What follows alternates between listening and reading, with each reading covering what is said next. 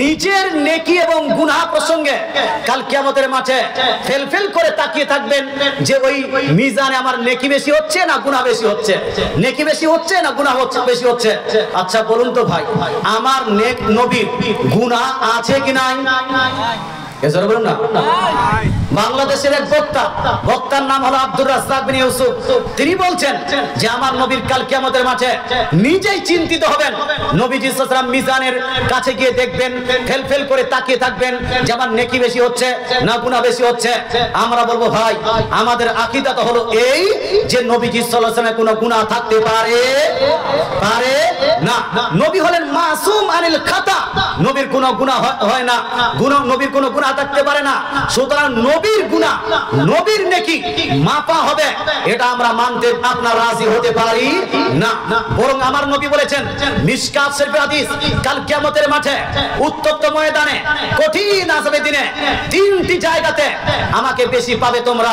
তোর মধ্যে একটি উল্লেখযোগ্য জায়গা হলো ওই মিজানের কাছে। কাল কিয়ামতের মাঠে আমার উম্মতের যখন নেকি এবং গুনাহ মাপা হবে, সেই সময় উম্মতের যদি গুনাহ বেশি হয়ে যায়, নেকি যদি কম হয়ে যায়, আমি উম্মতের নেকিকে বৃদ্ধি করে তার সাহায্য করব। জোরে বলে সুবহানাল্লাহ। নবী হবেন কাল কিয়ামতের মাঠে মিজানে সাহায্যকারী, নবীর গুনাহ আর নেকি নাপা হবে না। নবী আমাদের কাজে আসবে কি আসবে না? আসবে। কিন্তু কিছু মানুষের ধারণা নবী মরে মাটির সঙ্গে মিশে গেছেন, শেষ। একটু জোরে বলেন না নাউজুবিল্লাহ। বাংলাদেশের বক্তা আব্দুর রাজ্জাক বিন ইউসুফ এ বলে নবী কবরে মৃত, তাকে জীবিত বলা যাবে না। মুজাফফর বিন মুহসিন বলছে যে নবী কবরে মৃত। মতিউর রহমান মাদানী তারা বলে নবী কবরে মৃত। সম্মানিত শ্রোতা, বাংলাদেশ আমাদের ইন্ডিয়াতে যারা আহলে হাদিসের বক্তারা আছে, এরা বলে নবী কবরে মৃত। ভাই, আমি অনেকগুলো মুনাজারাতে বলেছিলাম, ব্রাদার রাহুলকে বলেছিলাম এই প্রসঙ্গে আমার একটা মুনাজারা হয়েছে। তাকে বললাম যে তুমি একটা হাদিস দাও যে হাদিস শরীফে নবীজি বলেছেন নবীরা কবরে মৃত, আমি মানতে বাধ্য। কথা বুঝতে পারছেন না? একটা হাদিস দাও, তোমরা তো নিজেকে আহলে হাদিস বলো, একটা হাদিস দাও যেখানে বলা হয়েছে নবীরা কবরে মৃত। আপনারা মরবেন কি মরবেন না ভাই? এটা হারা বলুন না, মরবেন কি মরবেন না? মরার পরে আপনাকে কি বলা হবে? জিন্দা না মুর্দা? জিন্দা বলা হবে। কি বলা হবে? মুর্দা। মরার পরে আপনাকে বলা হবে মুর্দা।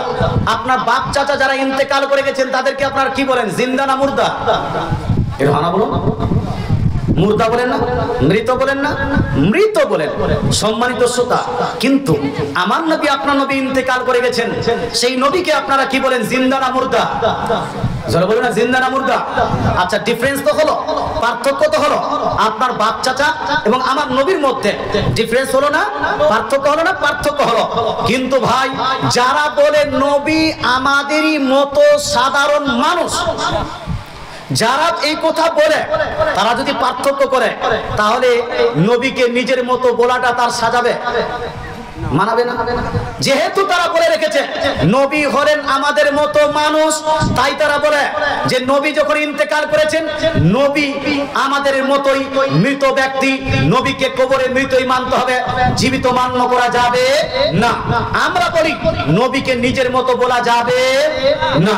নবীকে আপন, আমাদের ছোট ভাই, বড় ভাই, আপনার বাবা মা এর সঙ্গে তুলনা করা যাবে না। সাধারণ কোন মানুষ, সাধারণ কোন আলমের সঙ্গে নবীর তুলনা চলবে না। যেহেতু নবীর তুলনা চলবে না, তাই নবীকে জীবিত মানতে হবে, নবীকে মুর্দা মানা যাবে না। আমরা নিজেকে আহলে সুন্নাতুল জামাত বলছি।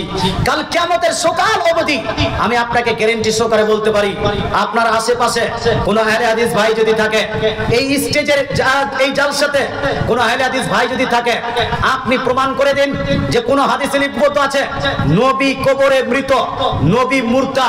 আমি আপনাকে গ্যারান্টি সহকারে বলি, আজ থেকে আমিও বলতে শুরু করে দিব নবী মুর্দা। কিন্তু আপনি তো প্রমাণ করতে পারছেন? এই পারছেন না। এবার আপনি বলুন হুজুর, আপনি কি বলবেন? আপনি কি প্রমাণ করতে পারেন নবীরা কবরে মৃত নয়, জীবিত? আমাদের নবী জিন্দা, জীবিত, এটা কি প্রমাণ করতে পারবেন? আমি বলবো হ্যাঁ হ্যাঁ হ্যাঁ। সুন্নি মানুষ আমরা যা বলি তা প্রমাণ করতে পারি। জোরে বলেন সুবহানাল্লাহ। আমাদের আকীদা, আমাদের আমল, আমাদের অ্যাক্টিভিটি সমস্ত হাদিস দ্বারা প্রমাণিত। একটা হাদিস শুনে নিন, হাদিসটি লিপিবদ্ধ আছে মুসনাদে আবি ইয়ালার মধ্যে, হাদিস নাম্বার 3425। কত নাম্বার হাদিস বললাম? এই যে মাশাআল্লাহ কম্পিউটারের মতো মুখস্থ করছেন। 3425 এর মধ্যে লিপিবদ্ধ আছে আন আনাস রাদিয়াল্লাহু তাআলা আনহু ক্বালা ক্বালা রাসূলুল্লাহ সাল্লাল্লাহু তাআলা আলাইহি ওয়াসাল্লাম আল আমবিয়াউ আহিয়াউন ফি কুবুরিহিম ইউসাল্লুন। আনাস বিন মালিক রাদিয়াল্লাহু তাআলা থেকে বর্ণিত হাদিস। উনি বলছেন আমার নবী আপনার নবী ইরশাদ করেছেন প্রত্যেক নবী নিজ নিজ কবরে জিন্দা জীবিত আছেন এবং প্রত্যেক নবী নিজ নিজ কবরে নামাজও আদায় করেন। জোরে বলেন সুবহানাল্লাহ। আচ্ছা, আমার নবী বলছেন নবীরা কবরে জিন্দা না মুর্দা? ভাই একটু হানা বলুন, কথা কই স্পিড হয়ে যাচ্ছে, হ্যাঁ জোরে হয়ে যাচ্ছে। আচ্ছা, নবী কি বলেছেন? নবীরা কবরে জিন্দা না মুর্দা? জিন্দা বলেছেন। আমার নবী বলছেন নবী কবরে জিন্দা জীবিত। আরেকটা হাদিস শুনিয়ে দিই, হাদিসটি লিপিবদ্ধ আছে মিশকাত শরীফ প্রথম খণ্ড দেওবন্দ থেকে ছাপ, জিল নাম্বার 1 পেজ নাম্বার 154 এর মধ্যে সেম হাদিস 121 এর মধ্যে সেম হাদিস কাহিনী লিপিবদ্ধ আছে দেওবন্দ থেকে ছাপানো, দেওবন্দীদের ছাপানো সিয়াসিত্তার অন্যতম হাদিস গ্রন্থ সুনান ইবনে মাজাহ জিল নাম্বার 1 পৃষ্ঠা নাম্বার 118 এর মধ্যে নবীজি বলছেন ফানাবিয়ুল্লাহি হাইয়ুন ইউরজাক।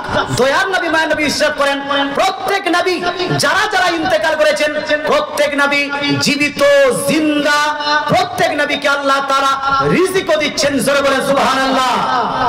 আচ্ছা, তিনখানা সহিহ হাদিস, একটাও জয়ীফ হাদিস নয়, তিনখানা সহিহ হাদিস থেকে প্রমাণ করলাম যে আমার নবী বলছেন নবীরা জীবিত, নবীরা জীবিত, নবীরা জিন্দা। এবার বলুন তো কোন ডাক্তার মাস্টার নায়ক খোল্লায় কোন মৌলভী মুন্সি মুফতি যদি বলে না না নবীরা মৃত, নবীরা মুর্দা, তো নবী একদিকে, মাস্টার ডাক্তার একদিকে, নবী একদিকে, আব্দুর রাজ্জাক বিন ইউসুফ আহলে হাদিস দেওবন্দি এরা একদিকে, গোটা পৃথিবীর মানুষ যদি একদিকে যায়, আমার নবীর হাদিস যদি আরেকদিকে যায়, একজন মুসলমান কোন দিকে যাবে ভাই? নবীর দিকে না পৃথিবীর অন্যান্য মানুষের দিকে? কার দিকে? কোন দিকে? নবীর দিকে। কারণ আমাদের স্লোগানটা হবে দয়ার নবী যেই দিকে আমরা আছি, কোরআন হাদিস যেই দিকে, সুন্নি মুসলমান সেই দিকে।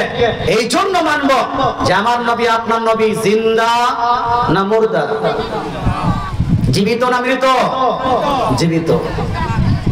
এই একটা জিনিসের উপর আহলে হাদিস ভাইদেরকে তওবা করে নেওয়া উচিত।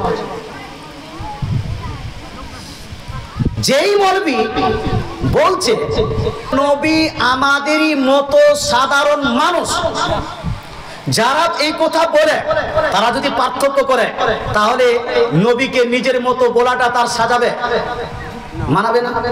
যেহেতু তারা বলে রেখেছে নবী হলেন আমাদের মতো মানুষ, তাই তারা বলে যে নবী যখন ইন্তেকাল করেছেন নবী আমাদের মতোই মৃত ব্যক্তি, নবীকে কবরে মৃতই মানতে হবে, জীবিত মান্য করা যাবে না।